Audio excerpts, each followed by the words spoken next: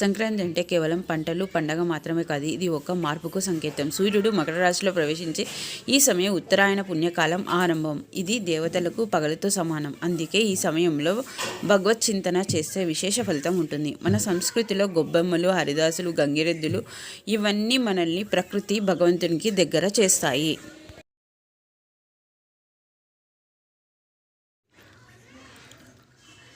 తెలుగువారి అతిపెద్ద పండుగలో సంక్రాంతి ఒకటి.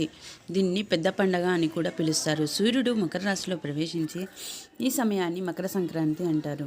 ఇది ప్రధానంగా రైతులకు మరియు ప్రకృతికి కృతజ్ఞతలు చెప్పుకునే పండుగ. సంక్రాంతి సంబరాలు సాధారణంగా 4 రోజులు జరుగుతాయి. భోగి మంటలు తెల్లవారుజామునే పాత వస్తువులు మంటల్లో వేసి కొత్త జీవితానికి స్వాగతం పలుకుతారు.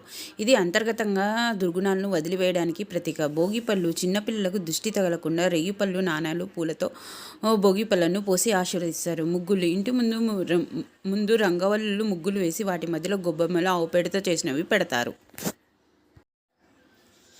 సూర్యారాధన సూర్యభగవానికి కృతజ్ఞతలు తెలుపుతూ కొత్త బియ్యంతో చేసిన పరమాన్నాన్ని నైవేద్యంగా పెడతారు.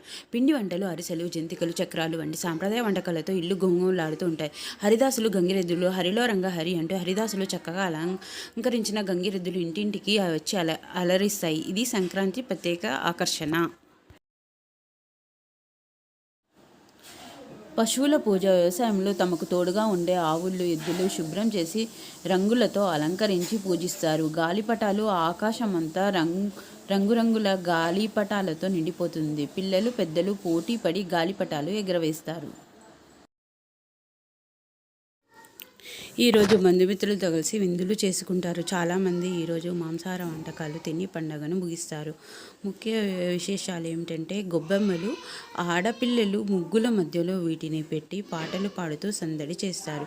బొమ్మల కొలువు. ఇంట్లో రకరకాల బొమ్మల కొలువును పేర్చి కొలువు తీరుస్తారు. కొత్త అల్లుళ్ళు. సంక్రాంతికి కొత్త అల్లుళ్ళు అత్తగారింటికి రావడం, వారికి ఘనంగా మర్యాదలు చేయడం తెలుగువారి ఆచారం. ధన్యవాదములు అందరికీ.